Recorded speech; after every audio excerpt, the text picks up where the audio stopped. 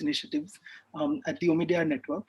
She has spent more than 3 decades with ICICI Bank Group and served as the MD and CEO of ICICI Securities, India's largest retail broker and a leading investment bank in the country.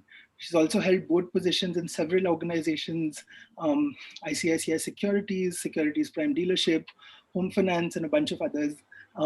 And has served on regulatory committees, including SEBI's Secondary Markets Advisory Committee, RBI's Technical Advisory Committee, etc. And she's an alumnus of IIM Calcutta. Welcome, Shilpa. So the way we'll do the session is I'll ask questions to the panelists, and as and when we sort of begin to get the answers, we'll decide on what the pace of questions will be, and there'll be 2 rounds of questioning to them, time permitting, and then we'll open it up to the audience for a broader Q&A. So that's how we'll run this. I'll begin with Shrayana. Shrayana, thanks for making time for this. You've spearheaded the World Bank's work on social protection in India, and made many notable contributions like the Schemes to System initiative. But the key thrust of your work points to this anomaly that many systems are operating in silos, and that they need to be harmonized and scaled up to benefit welfare and social service delivery in the country. So can you talk a little more about what underpins your belief there, what your experience with dealing with the state is, and what do you see the future for technology use in social protection? Thanks, Prakhar. And let me just first thank you and IDFC Institute and the network for organizing this this conversation. It's great to be here, and I'm eager to hear and learn from, I think, fellow panelists, as well as just the conversation that we have. So thanks for that. Prakhar, a lot of what I'm going to say comes not from perhaps, classic academic analytics, but I think a lot of sort of the nuts and bolts of these programs, right? So for the past 10 years, we at the bank have been supporting the strengthening of social protection systems in multiple states, be it a Kerala, an Odisha, a Chhattisgarh, or an Assam, in different capacities. And I'll reflect, I think a lot of my comments are going to reflect on that 10 years experience, as well as what we know about social protection globally. And one of the things that actually was coming up to be a consensus even prior to COVID, and has only been amplified in the context of COVID, is that our lives are far more fluid in terms of the shocks that we face to our incomes, to our welfare, than our social protection systems cater for. And what I mean by that is that other than potentially a Narega, where if you face a shock, you can go and access work, most programs in India are using, the traditional notion of an application cycle. So between April to September, or certain chosen periods of a year, based on budget constraints and availability, you would open up the cycle, people would apply, which is a fairly onerous process. And then there would be some verification for those who would apply, and then we would decide whether you receive a cash benefit, whether you're on the database or not, right? And what's happened is, even prior to COVID, we realized this was just not efficient in being able to provide the benefits to those who needed them the most. And what would end up happening is there would be tremendous exclusion of those who probably need the benefits, mistargeting, and problems with coverage as well, right? Especially for programs that are meant to be targeted. And as a consequence, there was a fair amount of concern, even prior to COVID, on the fragmentation of the social protection system, because what I just described to you about the application cycle is only for one program. The social protection system in India is 464 national programs, plus at the state level, take a state like Kerala, where there would be nearly, I think, up to 100 programs which operate not only at the state level, but even at the panchayat level, right? So you have tremendous fragmentation, different application cycles, different mechanisms for access for citizens, which just imposes tremendous transaction costs for anyone who really needs benefits immediately, and makes it very difficult. And the reason why there's been a thrust to sort of think about not just schemes, what scheme can perhaps help people the best, which is typically the conversation that happens in India. So we'll say, let's do this kind of cash transfer, let's do this kind of UBI. But a recognition based on international experience, as well as this experience of states in India, to say, agnostic of what scheme you use. It could be a public works, employment support program. It could be a cash transfer. It could be social insurance. We need systems that are able to quickly identify people, quickly disburse benefits without posing such strenuous transaction costs on citizens, in a way where their voice and their grievances and their rights are protected. And I think that's sort of the discussion I know you're going to gear towards as we move forward. And so I think in the context of COVID, if we think about these dynamic systems of inclusion, right, moving away from this conversation on schemes, obviously technology is going to play a huge role in how we actually bring and coordinate data, staff, funds, and budgets to be able to reduce these transaction costs on citizens. Take COVID, as an example. When the crisis hit in India, we had pre-existing programs like Narega or even a PM Kisan, right, which is a quasi-UBI with fairly stringent conditions operating for farmers. Government was able to use that platform to immediately disburse money or the JDY accounts. Those don't exist in urban areas. There are many people who are excluded from these databases. And I think early data from CMIE, I think work that even the activists and advocacy groups are showing us that there are many people falling through the cracks. Now, to create these dynamic systems of inclusion where people can quickly access benefits, not only do you need coordination across center state and across multiple tiers of government, but you also need then the role of technology underpinning these compacts that exist for coordination. So I think that's really important in the context of this idea of moving from schemes to systems. Let's not think about just the instrument, let's think about the implementation platforms. And COVID has only amplified that. And quickly, if I'll just close on this, which is, I think in the context of COVID, one of the things that we've also realized is you need systems of inclusion, but you also need portable systems of inclusion. And the moment you start talking about things like portability or the fact that the needs following COVID are going to be very different in a Delhi than a Bihar, because the labor market is very different, the risk profile is different, service delivery is very different. How do we coordinate? Who is responsible and accountable right now at the national level to ensure that this coordination occurs? Currently, we don't have that body, right? And I think what the crisis is showing, certainly in the medium to long term, is the need to create a mechanism for coordination so that data is protected in the way potentially we use it, but also that the underpinning institutional architecture, so that there are very clear rules and norms around who gets what benefit and how do we quickly scale these up in a portable way. States can compensate each other if they're paying for each other's migrants, is just an example. So I'll close there, but I think it's this idea of dynamic systems of inclusion, which are decentralized and portable. You can't do that without coordination across multiple tiers of government, center state. And of course, technology is going to play a huge role in how this coordination occurs. It's fascinating because one of the sort of the discussion that takes over this space is more on the sort of the citizen state relationship, right? And the social protection and using technology in social protection programs kind of disadvantages and disenfranchises one actor over the other.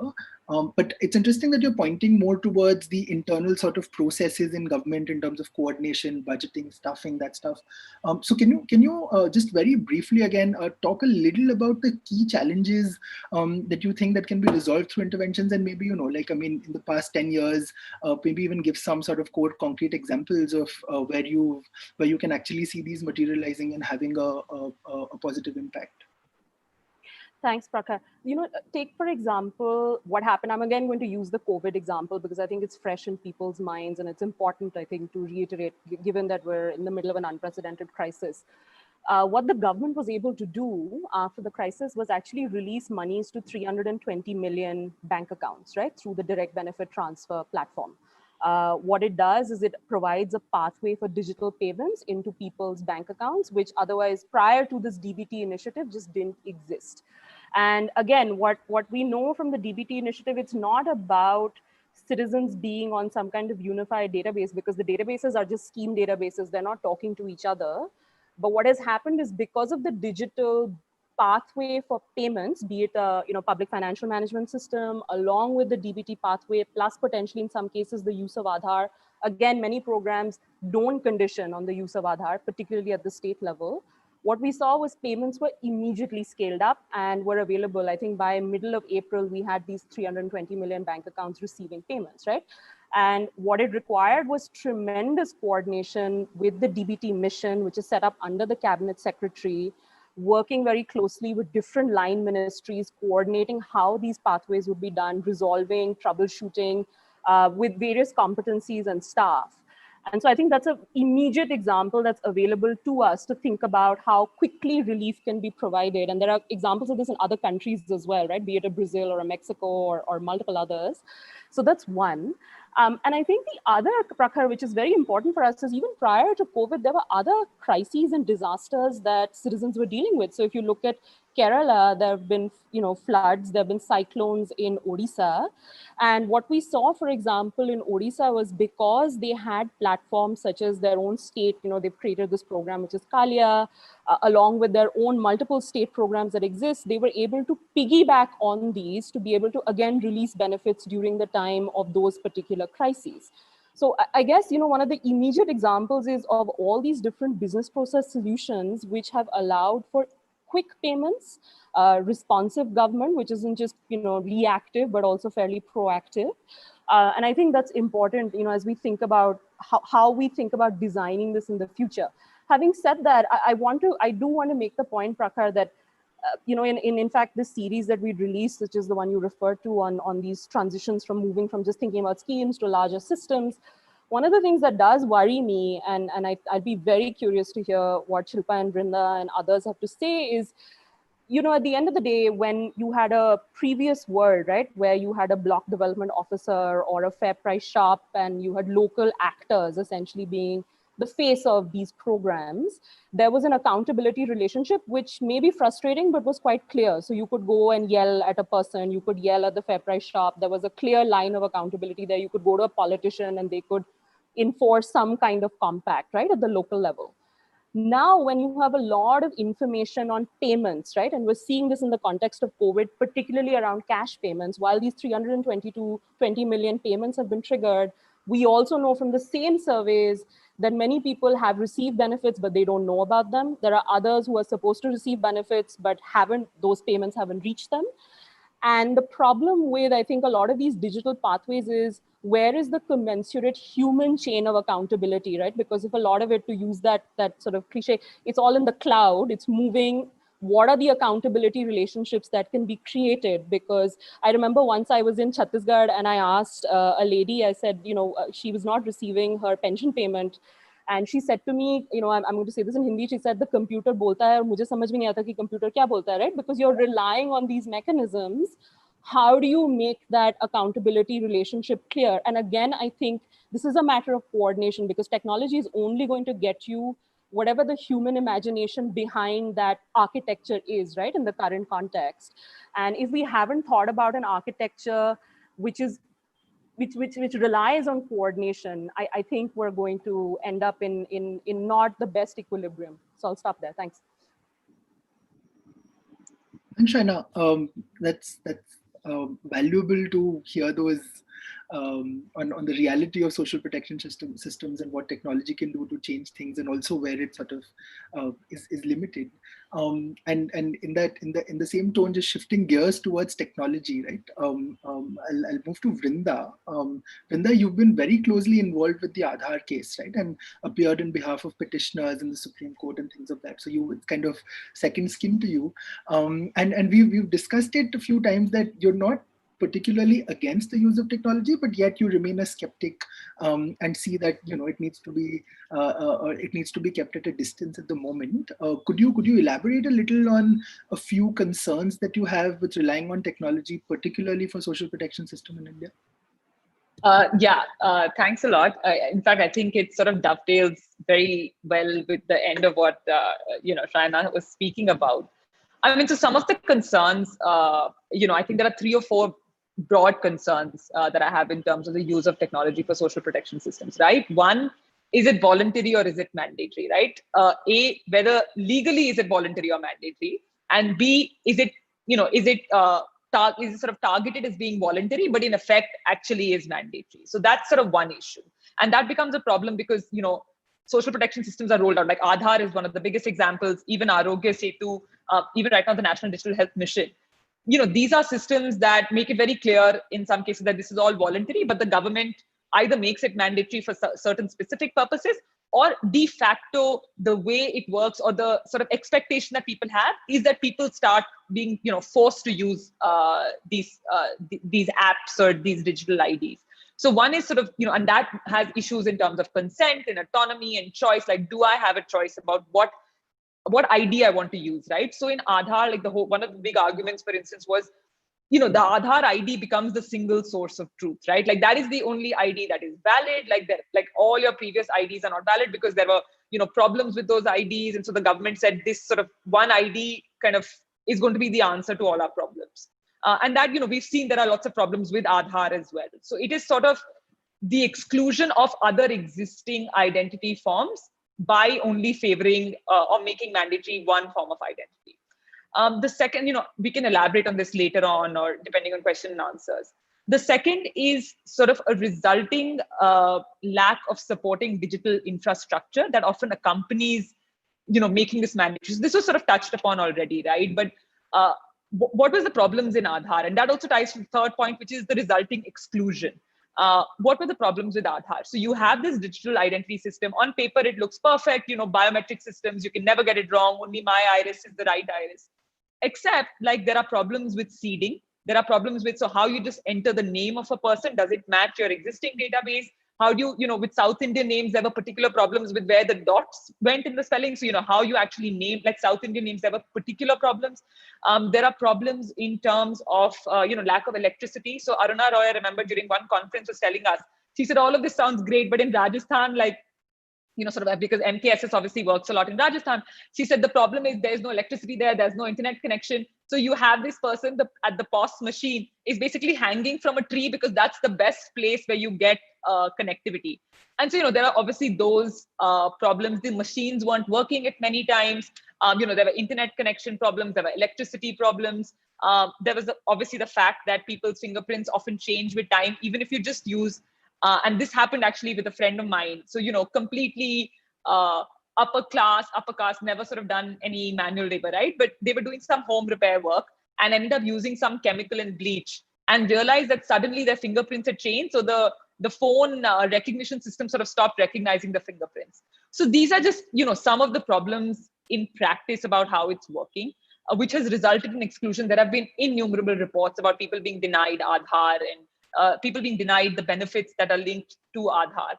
The whole premise of Aadhaar and, I guess a lot of welfare ID systems is based on the fact that this is going to eliminate corruption. This is going to eliminate welfare leakages. And I think one of the things that was a real learning for me when I went into this issue, and I mean, I should really clarify or confess that when I started work on Aadhaar, I was completely clueless. I mean, I was a law student. I've never done any field work. I don't have years of experience to know how things work on the field. So, Aadhaar, I mean, I was opposed to it conceptually and sort of on principle, but I didn't really have an understanding of why it was wrong.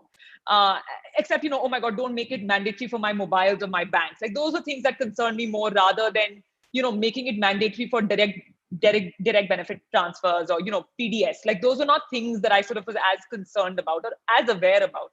And the biggest learning for me throughout that journey has just been how complex these issues are and some of the problems that are faced, right? So there are three kinds of fraud, like as Ritika, Khera, and Jandre have sort of written about extensively, that are there in the PDS system. There's quantity fraud, eligibility fraud, and identity fraud. So what is eligibility fraud? Eligibility fraud is I'm not actually entitled to the PDS benefit, but because I have fudged my data or I have fudged my poverty line estimates or my income, I am now taking a benefit from that.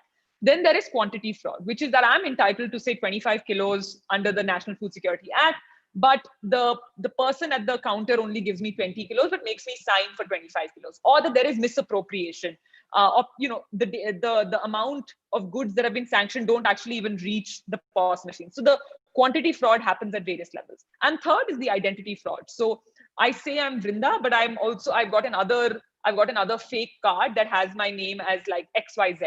And so I'm able to get benefits twice. And so these are three distinct problems. There has not been any sort of breakdown of within these three problems, what is the cause of welfare leakage or what is the proportion, right? Aadhaar can only help, or any biometric digital ID can only help with identity fraud. It cannot help with eligibility fraud or quantity fraud. And so one of the big arguments we had in court, and so we obviously sort of lost those arguments, was that the government had claimed that it had had a saving of 14,000 crores in the PDS system, and because they had deleted 2.33 crore ration cards. And so we had tried to demonstrate using sort of lots of facts and figures that that's actually not true, because they had never really done this kind of breakup between the three types of fraud. So what was the saving only because of Aadhaar? They had also conflated issues of like bogus cards and identity fraud. There was miscounting problems because they had included figures multiple times. So there was sort of also no cost to the loss of the value of privacy. So there were, a lot of these concerns that we were trying to put forward to the court, which we weren't really successful in. But I think these are important things to think about when one is sort of looking at any digital protection system, that what is the actual cost. And the final point I'd like to say is the issue of mission creep, right? And the fact that these things don't necessarily, I actually think to some extent, as a privacy advocate or as a lawyer, the fact that they're in silos is a good thing, because we don't want all the data of one person to be tied. And so, you said that you obviously support Internet for Democracy's work, and Anya has written this fantastic piece. INET Democracy has been promoting this idea of data as bodies, right? And they show how the fact that our bodies are our data. There is no difference between a digital representation of me as a person and actually me as a person, and how that affects people who are at the most marginalized sections of society, right? So sex workers, people with AIDS. And there are all these reports that show that when the government made it mandatory at one point to use Aadhaar to get antiretroviral therapy, the number of people sort of seeking those therapies reduced by half. And that was out of fear or concerns that, oh my God, this data might be leaked. So there is also underlying all of this a lack of trust in the state, which comes in part due to historical factors and also lack of transparency. So yeah, this is, I guess, just to start off, and maybe we can see where it goes. Thanks. So Thomas Schelling, an economist, talked about micro motives and macro behavior, right? And that's the kind of strand that I'm seeing here. That at one level there is an individual, but at one level there's also an aggregate where you need to distribute 300 million payments, whatever that number was, right? But to stick with you, Vrinda, you certainly don't advocate to go back to a world of pen and paper, right? We need to move forward with technology. So could you elaborate a little more on, you've talked a little about the technology aspects of it in more detail. Could you talk a little more about the political economy aspects of what's really going on right now? And, the World Bank in 2016 had the digital dividends report, and that's when they talked about the analog complements of digital systems. And that is something that developing countries lack. So in your experience, how has the political economy played out, and how has it affected the use of technology in social protection? So how I see the political economy question coming is probably the first part of what I mentioned, which is the voluntary, mandatory, and hence the lack of trust about this issue, right? So Arogya Setu, so we've discussed Aadhaar and we all sort of know what happened. It was initially voluntary. The act actually says it's voluntary in some respects, but then the Supreme Court had given all these interim orders because there had been no law, and they said it's voluntary. But we all know that the government was passing notifications after notifications, making it mandatory. To some extent, all of those things also create an impression in the minds of people that it is mandatory. And so they start actually behaving as if it is mandatory. You also see this in Arogya Setu, right? It was initially voluntary, very clear, it's contact tracing app. And like we made it clear in our petition when we were challenging it, we are not against contact tracing apps per se. Governance is a very, very difficult and complex question. And I think we realize that, right? There is no easy answers. Like how things are implemented is very complex. Our concern was that you are making it mandatory without a legal framework, without any data protection law in place. We still have to remember we're talking about all of this without a data protection law in place. Like we're talking about digital identities without any grievance redress mechanism, without any proper accountability mechanism. And so then the government says, okay, no, we are rolling back the notifications. Actually, Arogya Setu is not mandatory.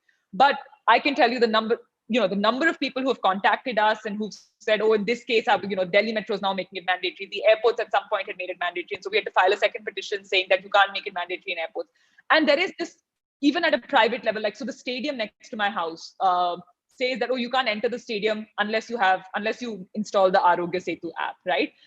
An individual citizen is not going to go and challenge each of these things, before a court. That's not that's sort of not how it works. Like, you will just comply. So I had a big fight with them, and I said, no, it's not mandatory. And I showed them a bunch of, government notifications, and the unhappy sort of compromise is that they probably let me in without showing the Arogya Setu app. But for many other people, there is an expectation that you would show the app, right? So there is this, I think that sort of stems, even the National Digital Health ID mission, right? So the policy makes it very clear that it is voluntary. But there are now news reports in the government, I mean, I don't think it's been refuted, that in Chandigarh, which is where the pilot project started, there is mandatory implementation of the digital health ID. The digital health ID is, again, extremely complex question. Like, it is, and again, we're implementing this even at a pilot level. Don't make it mandatory. So I think this, for me, is the biggest political economy question, because it links to everything in terms of distrust of the state, or the fact that the state has guaranteed that my data will be secure doesn't mean much in practice if I don't believe that. So some of the research has shown, like I was giving you the HIV ID example. Of course, the leakage of any confidential information is an offense under the Aadhaar Act.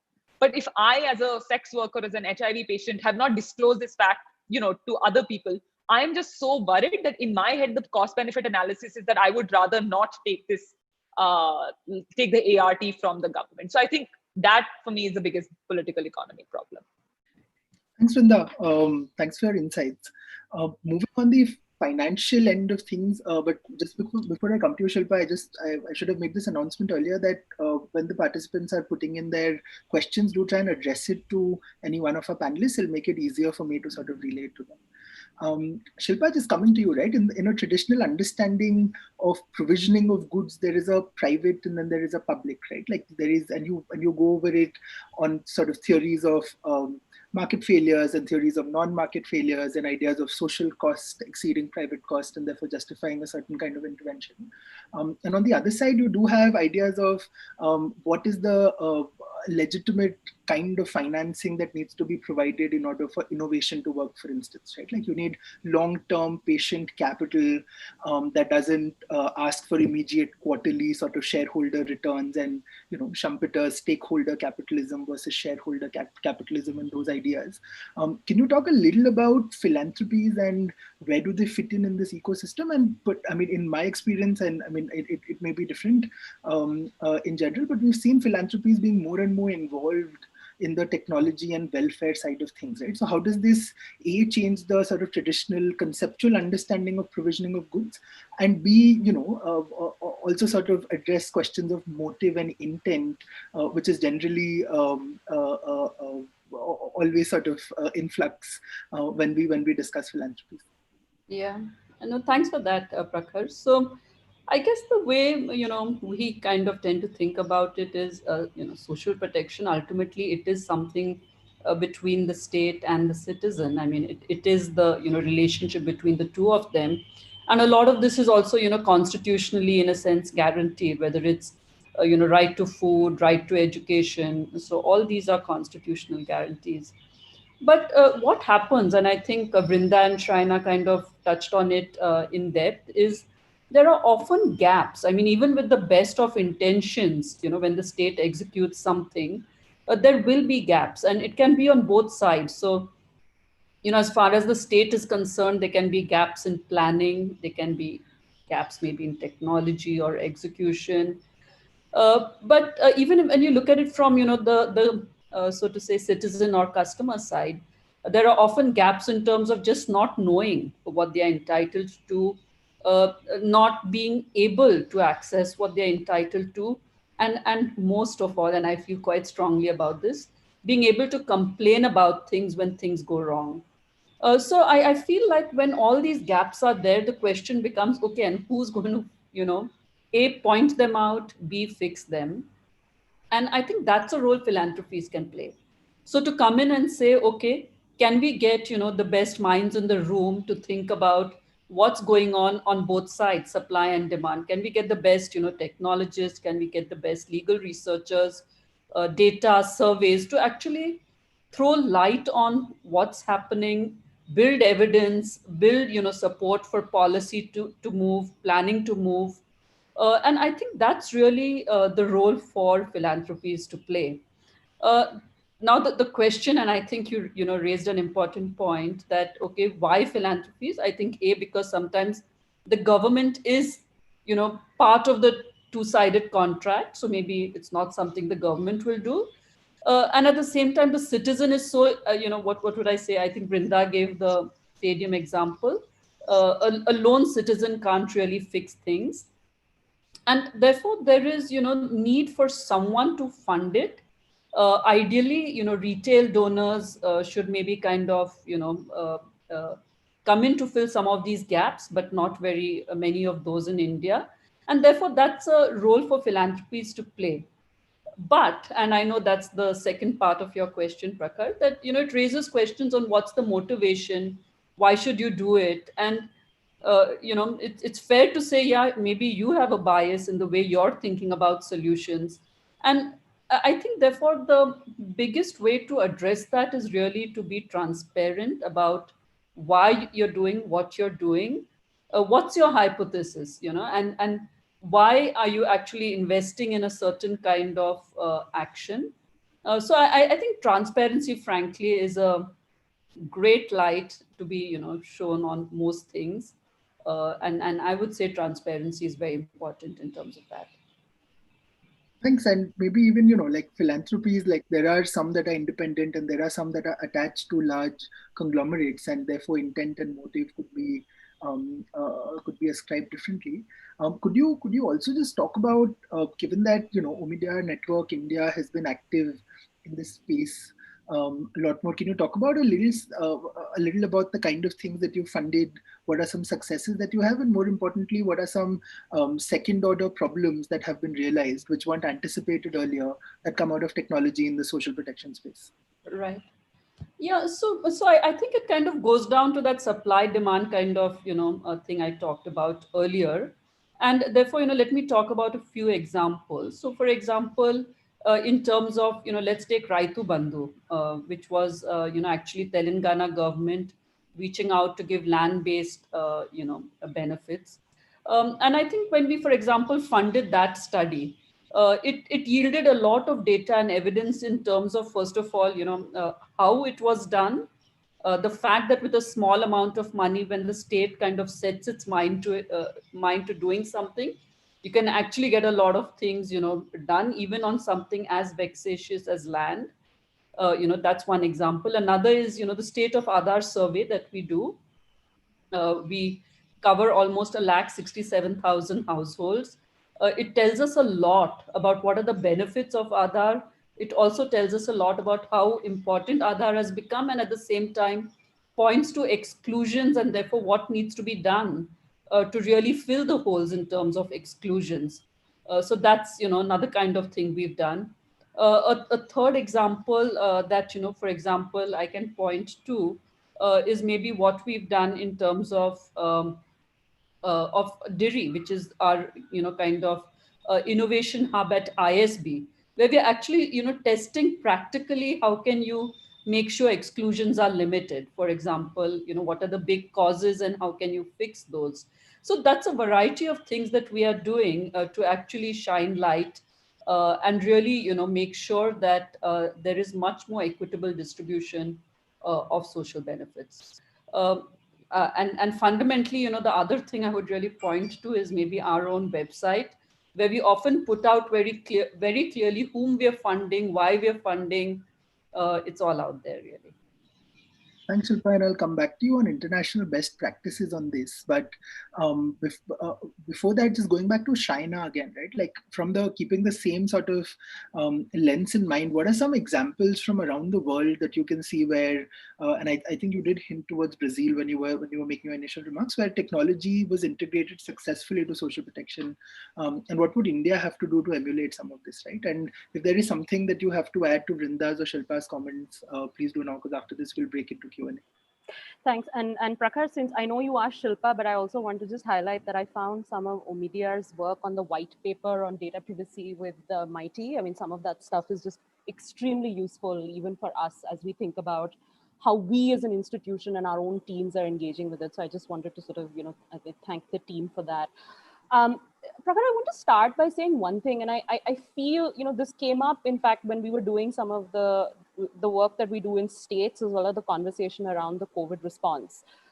I think somewhere there is this idea that when you say technology in India's welfare state or the social protection system, that we're only talking about Aadhaar. And I think it's actually unfortunate that often technology and its use is completely conflated with the use of digital ID. So let me give you an example. Bihar as a state cut corruption, I mean, actually, I won't use the word corruption, leakages in its PDS. And everyone had thought Bihar was a state where, reducing leakages in the PDS was going to be impossible. And they did this way before Aadhaar was even around. And what did it require? It required better human resource tracking. They tracked trucks. There was GPS tracking of trucks. There were people who were actually looking at where did trucks stop to offload grains to figure out the site of, and there was a very clear, I think this links to what Shilpa was saying, a hypothesis around what would it take to make a more accountable and citizen-friendly public distribution system. And Bihar is not the only state. In fact, one of the most remarkable stories in India over the past 15 years in welfare, I think, has been the way political groups, activist groups, as well as technologists have come together to improve the public distribution system. And I actually think that's one area we should be studying much more closely the history of, just to understand very clearly what went right and what can we learn, right? So that's one. So I want to sort of make that point that I think the conflation of, and yes, Aadhaar is an important tool, but it's only a tool, it's not a talisman when it comes to social protection programs. And I think it's very important to keep that in mind when we think about the use of tech in social protection. And I'll give you another example. If you look at the state of Madhya Pradesh, they set up something called Samagra, which is an integrated platform. None of the data sits together as a unified registry, actually. It's federated, and much like the DBT, schemes have their own data. It's not like data is moving across. But what it does is it created a mechanism. I remember I used to talk to people in Madhya Pradesh and villages, and they'd say, what Samagra means to us is there's a Samagra officer at the panchayat and block level. So if you need something or your age is incorrect or you're excluded, you can go complain to them. They will check your information and they will come back to you. This is again prior to Aadhaar, right? So I guess what I'm trying to stress is that technology can play a huge role, is a game changer, certainly, but its design and use completely depends on how we theorize and policymakers and politicians theorize how its use is going to be. And I think it's important. I will highlight quickly though, Prakhar, there is a tension around Aadhaar. And I completely echo, I think what Vrinda was trying to say, that it's a difficult space, because at one hand, from multiple personal experiences I've had and the data that we know from all the research that is coming out from, be it the studies in AP, although, those were biometric IDs in a specific context, we know that it's an important gateway tool, right? So right now, if I were to say, let's try and provide more COVID benefit relief to women or to urban informal workers, the use of Aadhaar is an extremely appealing prospect only because it's feasible, it exists, people have it.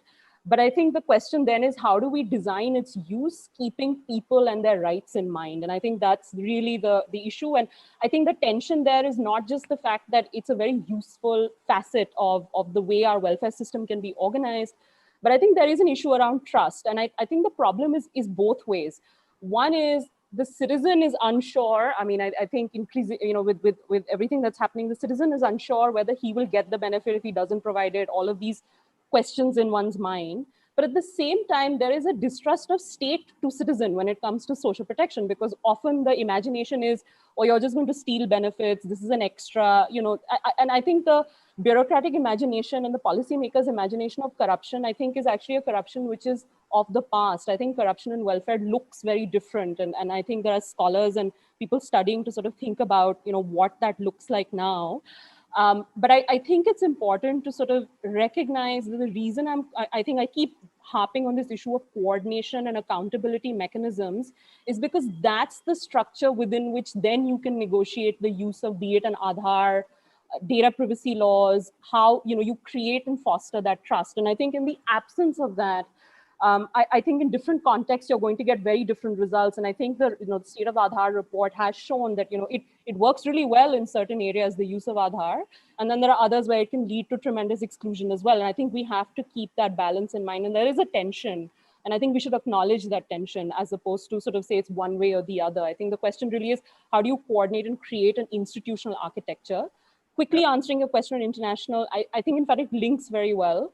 If you look at a Brazil or you look at a Mexico, they're not using, I mean, they're using very different forms of ID when it comes to people entering the system.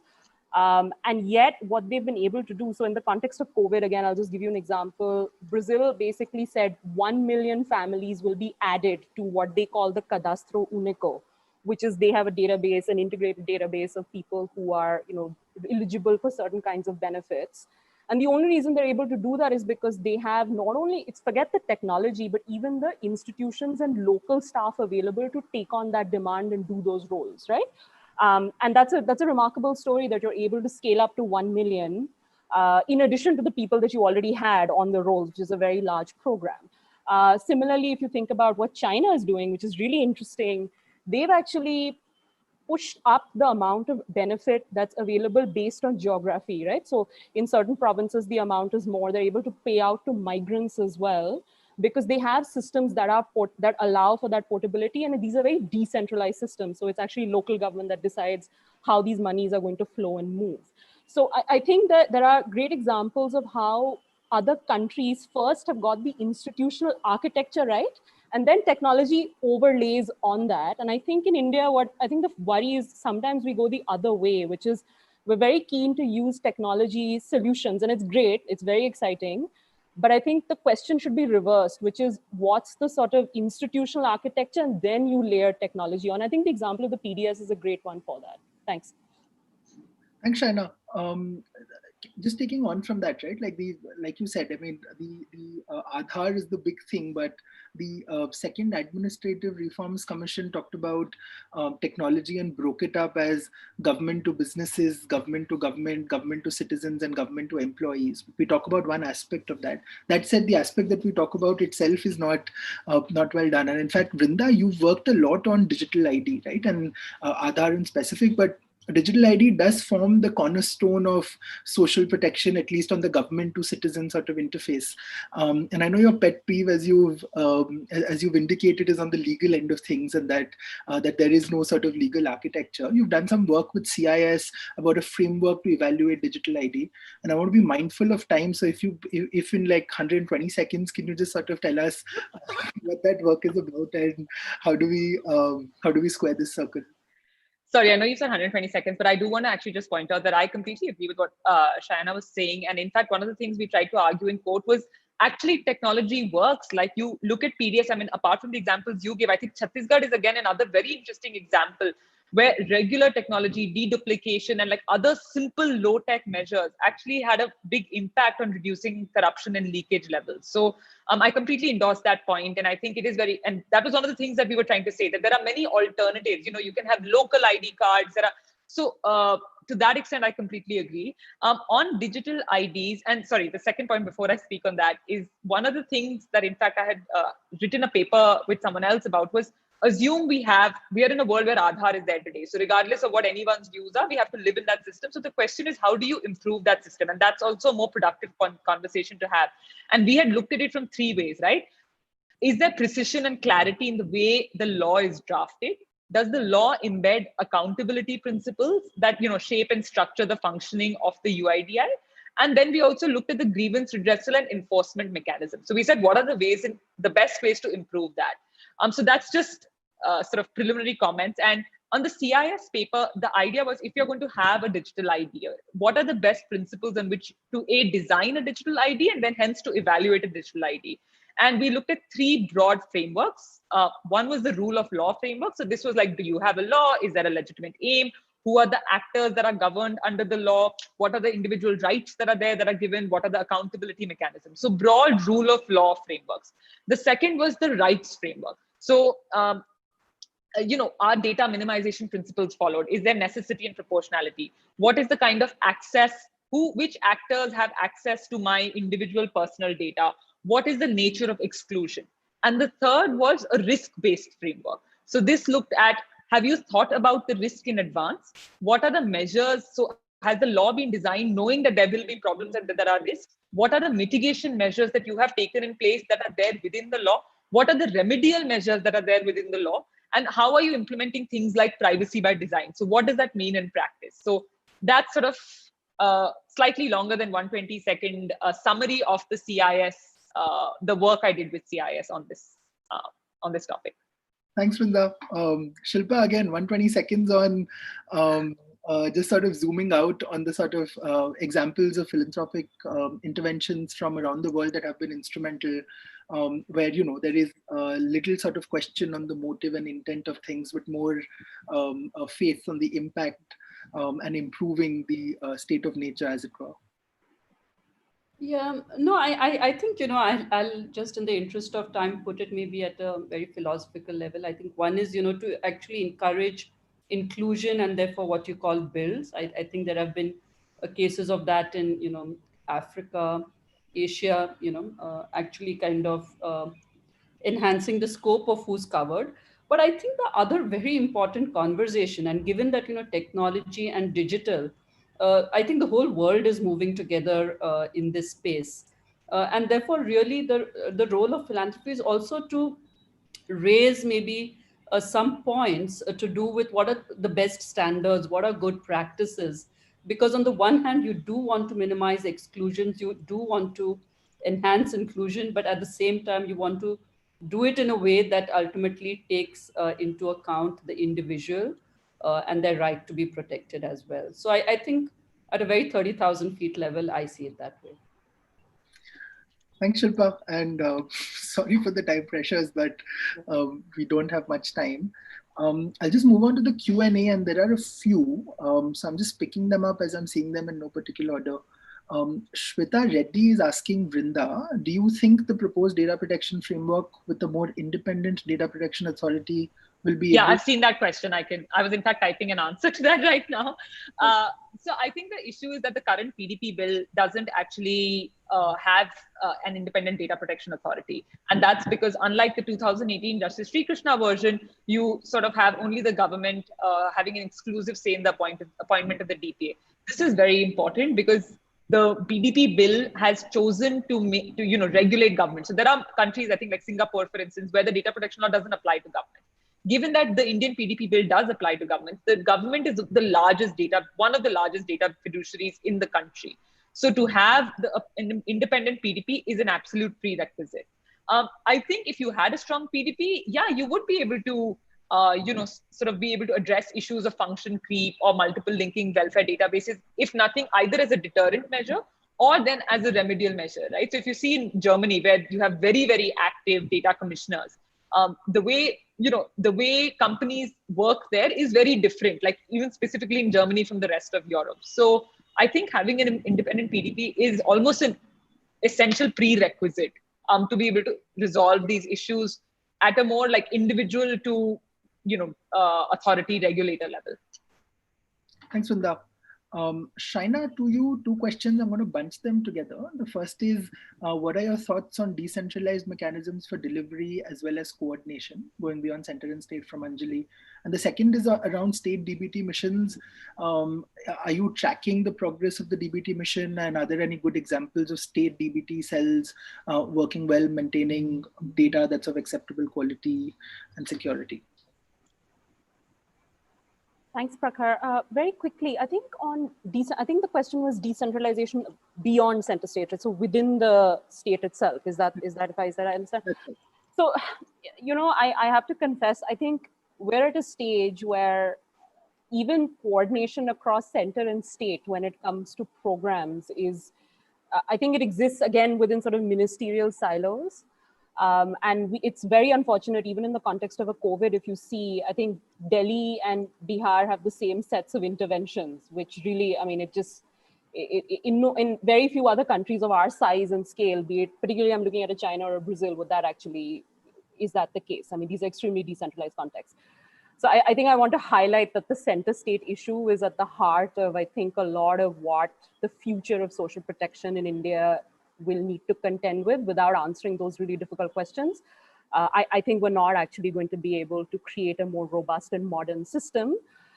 Having said that, I think within states as well, what we see is, again, there is fragmentation based on exactly the same lines of department and which program sits where. However, having said that, we do also see at times of crisis. So I'm going to specifically look at an Odisha or a West Bengal recently, or Kerala, for instance. You are able to use local revenue and rural development machinery in particular to be able to essentially be convergent areas where everybody can, those are points of access for multiple programs. And I think the future, and especially when you look at disaster responsive social protection systems, which is going to become a very fundamental area for future work, it's going to be important how these tiers work as well. And I think right now that's not within social protection, it's not articulated. Let me just close with this, which is that actually the problem with social protection, be it center state, district state, whichever way you look at it, is that there is no very clear accountability structure, right? Because for education or for health, you have a ministry, you have a mission, you have a very clear set of protocols. Social protection sits across 20 ministries, different state departments, and there's no council, document, policy, nothing that actually brings it all together. And I think that therein lies the challenge of the future. And let me just stop by saying, and I think I'm just reacting to something that I heard Shilpa and Vrinda quickly say, which is that I think it's really important for us to realize the point of social protection. Often, I think in conversations, sometimes it seems like the point of social protection is to reduce leakages. Actually, the point is at the time of crisis, social protection is strategic investments in people's welfare. We're not going to be able to go through this crisis the way things are looking right now if we don't get benefits out in a universal and codified way. Thanks. Thanks, Shrayana. Vrinda, there's a question for you, that there is a very intense tussle that we're seeing in tech policy, which is the clash between data accumulation for better rounded digital social service systems and the problem that with data accumulation by the state, that's absence of the data protection law itself. What's the sort of correct balancing act in terms of collecting a lot of data in the absence of a law to sort of secure redressal? I mean, why not just pass the law sort of in the first place, pass an ordinance? I just think that is really the only way. The law is so clear that your privacy cannot be infringed without a law. I mean, that's just a principle that we've been following since 1950. Puttaswamy makes that loud and clear.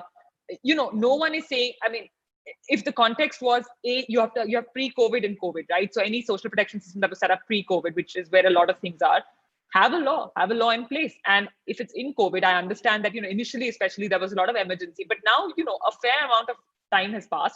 We are also in this emergency period for a long time. So I just think that a legal framework is the best way. Everything said and done, when the Aadhaar law came into being, it did actually provide more rights for people than was existent under the earlier, the executive notification setting up of the planning commission. So having a law gives a language of rights to people. It gives them an avenue of redress. So you just can't collect their data and then say, oh, go to a grievance redress officer. Like we all know the grievance redress officer system does not work. So I just think there is no two ways around that, especially because when we talk about COVID, I mean, Yuval Noah Harari had one of the most brilliant pieces that in the Financial Times that I'd read about COVID and surveillance and how it's just going to normalize data collection. I mean, we should be wary about that governments are going to use COVID as a way to collect more and more data, which, you may say is necessary in the short term. But what are the checks and balances? How do you ensure that that does not get normalized, that it's not used beyond those frameworks? So, it's not like no country is passing laws or no country is passing frameworks. So I just think that's kind of the only answer. Just pass a law, pass an ordinance, right? Like the government loves passing ordinances otherwise. So why couldn't you do it like for this? Right, thanks for that.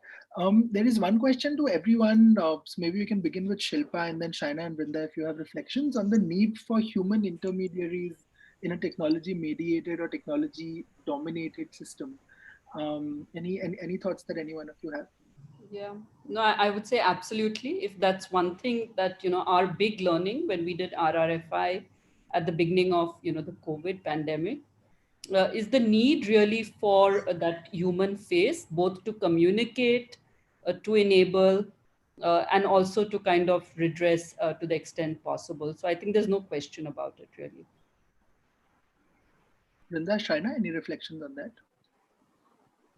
Yeah, I mean, I agree. Sorry. Go ahead. Shrayana, No, go ahead, Vrinda. No, go ahead. No. No, I agree completely. I mean, the only line I would say is this becomes even more important when we're talking and thinking about AI, because there's now so much work that is emerging in terms of the explainability of code and the explainability of the processing mechanism. So while, the assumption is that, oh, if you digitize everything, everything is great, but you need explainability of systems. So I 100% agree that you need more human intervention and human points of contact.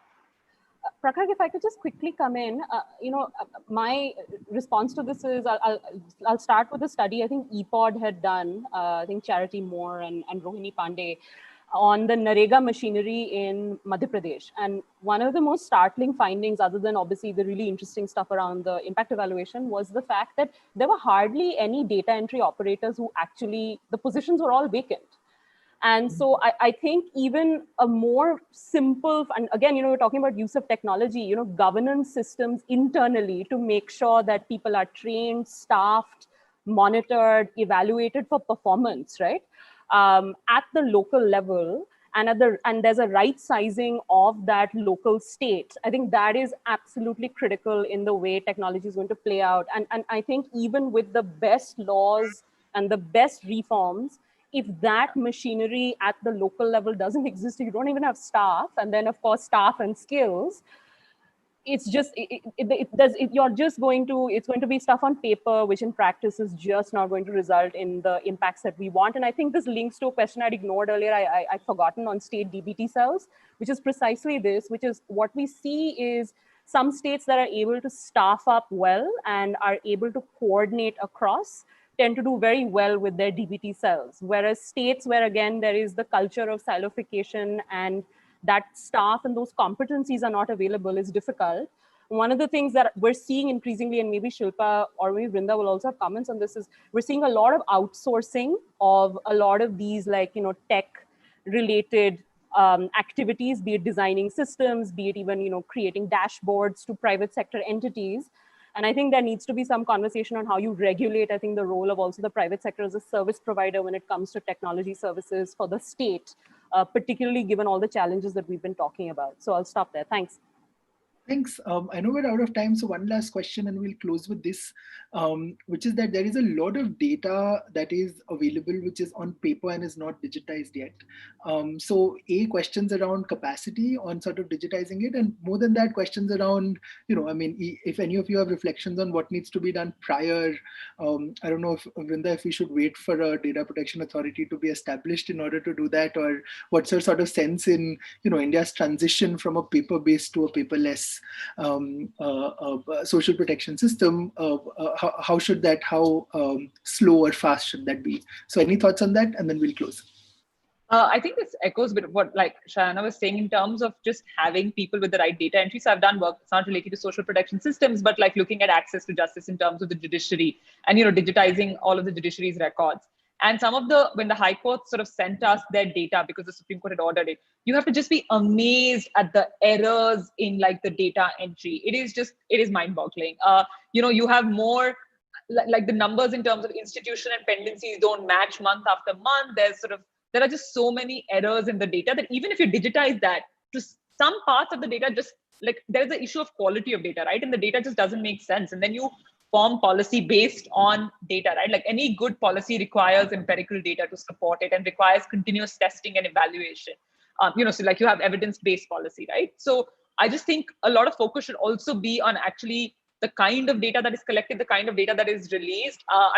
Rukmini, in the context of COVID, health-related data, has done so much work and speaks so regularly in a podcast about the kind of data that's, the government is releasing, state governments are releasing, the data on the basis of which testing is happening. And so I just think, we're talking about digitizing, but let's talk about what is the data that is collected, the quality of that, and how is it released, and how transparent are those processes, and what is the feedback mechanism? If there is an error, is there a way to correct that, and how do you estimate things? So I just think, those are important as well.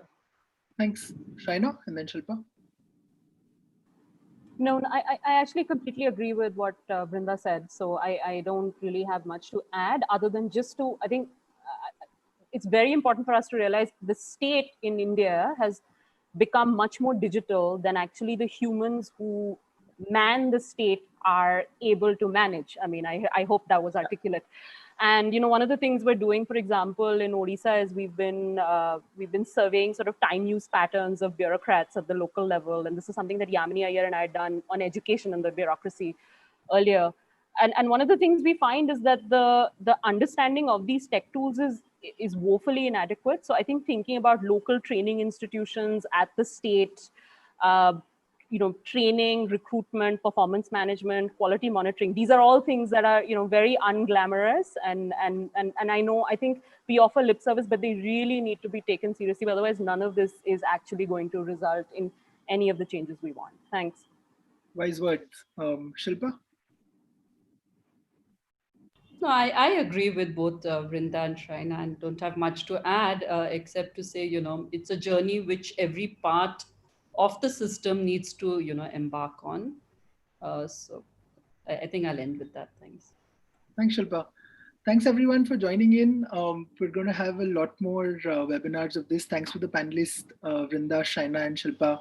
And hopefully we'll talk a lot more about social protection and the role of technology in it in a constructive manner so that it helps the debate moving forward.